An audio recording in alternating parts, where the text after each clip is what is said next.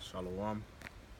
First off, I want to give all praises to Yahweh, Bahashem, Yahweh Shai. Double honors to the elder apostles of great millstone and salutations to all the Akim out there pushing the word of Yahweh Yahweh Shai in truth and sincerity. Yahweh Yahweh Shai Barakathum. Yeah, we at the how do we say this again? The Ah-Tah-Thi-Ki or the Ah-Tah-Thi-Ki museum. Okay, on the big Cypress Reservation in Florida. Okay. And yeah, man, this is a Reubenite reservation. You know, they have a museum here going through the Seminole history, man. Okay, and we, you know, in a previous video we spoke about the Seminole Wars. Okay, and you know, the attack on Negro Fort, I believe, by Andrew Jackson. Yeah, it was Andrew Jackson who attacked.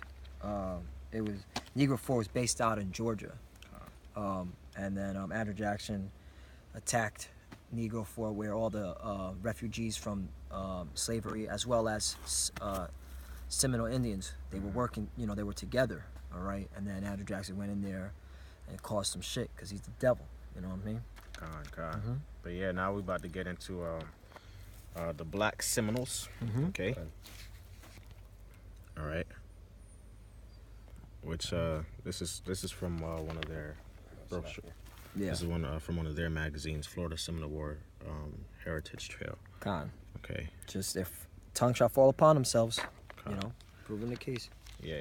You want me to read it? Yeah, go ahead. Okay, So this is the Black Seminoles. It goes on and says, more than any other Indian conflict, the Seminole Wars were strongly influenced by the issue of slavery. And the slavery that they're talking about is the slavery of the Southern Kingdom, okay, Judah.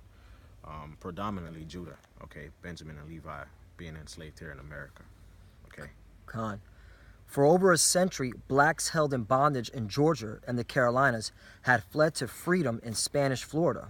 So you always had you know, the history of Jake, you know, trying to flee their slave masters in Georgia, okay, in the south to Florida, because they knew that Florida was controlled by the Spanish. Okay, so they would be free from, you know, the American Edomites that had them in bondage. Okay. Many joined the Seminole, and some became influential leaders. They often resided in their own villages close to Indian settlements and developed their own culture with a mix of Indian, African, and American influences. So they left and they came down to Florida, okay, and they would settle among the Seminoles, okay, because that was about let's see, what does it say? They fled for freedom, okay. Okay, so they wouldn't be in bondage anymore, okay, and they developed their own village, and they even became leaders, okay. Okay, they even became influential leaders in those regions, you know, with Northern Kingdom, okay, the Northern Kingdom Seminoles. All right, they developed their own cultures, okay, they had their own villages, all right, showing you our people weren't dumb, man. Our people weren't stupid like Esau tries to make them out to be, man. Okay, they had a mixture of cultures with American influence, okay, with so-called African influence and Indian influence too, man. Okay, so our people were always, you know, always had an understanding about them, you know. Although numerous blacks lived voluntarily among the Seminole, many were actually purchased slaves. So you also had Southern Kingdom that had purchased or that were purchased as slaves by the Northern Kingdom. Okay, but the Northern Kingdom Seminoles treated them better than the Edomites did, you know. Their plantation experience made them skilled farmers, which yielded profits to their owners, who could sell the slaves surplus produce. Yet Seminole slaves were treated much like any other tribal member, and for most of them, it was as close to freedom as they could hope to get. So you know, you got people saying, oh, you know, you had the Indians that had the Negroes as slaves, but they treated us far better than the Edomites did. You know, the Edomites raped us, robbed us, beat us, treated us like crap. You know, but you know, the Reubenites, the Seminoles being our brothers, they treated us and treated us well, man. Showing you that they had that dignity about them, like the scriptures say, man. That's right. Okay, the scriptures say they had that dignity about them. Okay, that honor about them. All right. And that goes even into the scriptures, man. You know, having a Hebrew slave, you're supposed to treat them a certain way. You know, you're not supposed to make them serve with rigor. But of the heathen, you know, you could take them and make them serve with rigor. You could put hell on them, but you can't do that to your own people, man. Okay. After Florida became a United States territory in 1821, Southern slave owners pressured the government to recover their stolen slaves. Esau being a devil. Yep. Okay, go ahead. Treaties contained clauses demanding the return of runaways, and unscrupulous slave catchers often took blacks that had been properly purchased by the Seminole or free men and women who had been born into the tribe. So Esau being a damn thief, okay? Because it says the southern slave owners, okay, the Edomites would go and take the southern kingdom jakes, okay, that were properly purchased, okay, by the Seminoles, okay, meaning that it was legally done, it was done in the proper manner, and they would take them, okay, take them back as if it was theirs, okay. So you stealing another man's property. That's right. Okay, and they took what else did they take? It said free men and women. Free men and women who had been born into the tribe. Yep. Okay, so free men and women who were born, okay, amongst the tribe members. All right. That's right. So they were part of the tribe, but then you're gonna go and take them as though they belonged to you just because they were descendant of a slave that you might have had, okay, a couple generations ago. Can't. Esau the devil, man. Yeah. These Edomites, they gotta pay for that. Yep. You know. And yeah, man, you Edomites gotta pay, man. Our people don't want to hear, us talking about how Esau has to pay, how he has to go into slavery, and you Edomites don't want to hear it either, man. But you gotta pay for this, okay? Right. You gotta pay for stuff like this, man. All right, the Most High requires that which is past, man. And you touch the apple of the Lord's eye.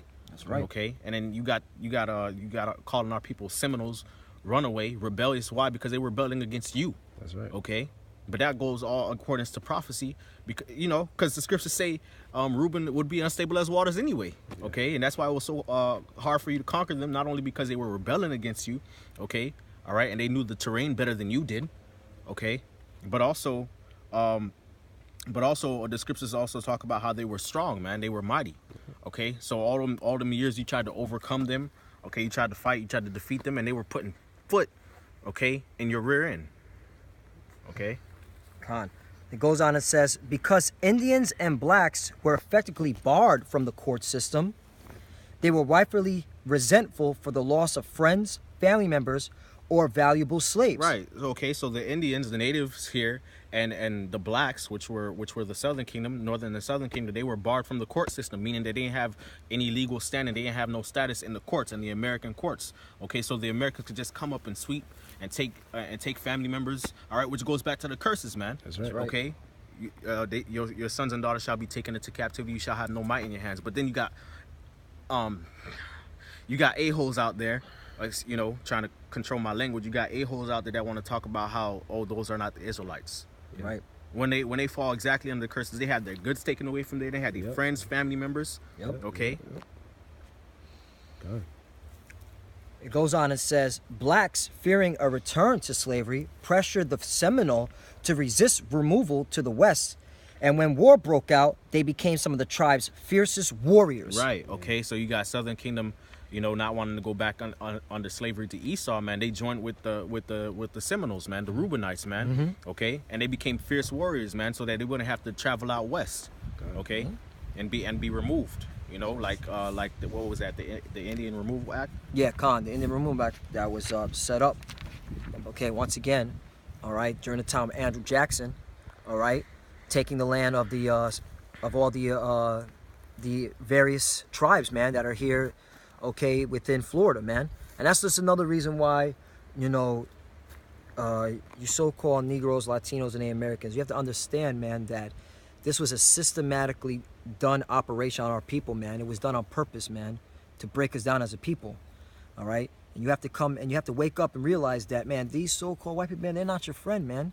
They never were back then and not going to be today, man, all right? Now they're using economics. But just by reading this should put anger in you, like, damn, man, and it also should put some type of how you want to call it, this whole tension between Northern and Southern Kingdom to rest, because they were working with each other to try to get rid of the so-called white man's wicked acts, man, these unrighteous decrees. Yeah. Our enemies, man. Yep. They're both our enemies. Man. Yep. The rest says, others fearing capture fled Florida by canoe, taking refuge in the Bahamas, where slavery had been abolished. And you know that goes into a whole different thing. Mm-hmm. You know, but you had our people moving around, having to be scattered even in the land that they came to, so that they can keep the law, statutes, and commandments that they broke. You know. Yeah. But yeah, you know. But yeah, man. This is history. We're out here, okay, in the middle of South Florida. Okay, it's called a Big Cypress Reservation, and we just came here and looked at the tribe of Reuben, man, and what they went through, man. God, you want to pan around it? Yeah. Come on. Yep. This is what it is. Mm-hmm.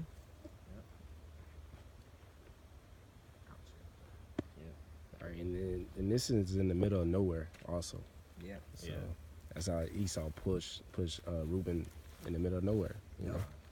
And with that, that's pretty much it. Yeah. With that, we want to give all praise and glory to Yahweh, Bahashem, Yahushai. Double honors to the apostle of Great Millstone, and salutations to the alchemists out there pushing this truth and sincerity throughout the four corners of the earth and making their body a living sacrifice for Yahweh, Bahashem, Yahushai. Shalom. Shalom.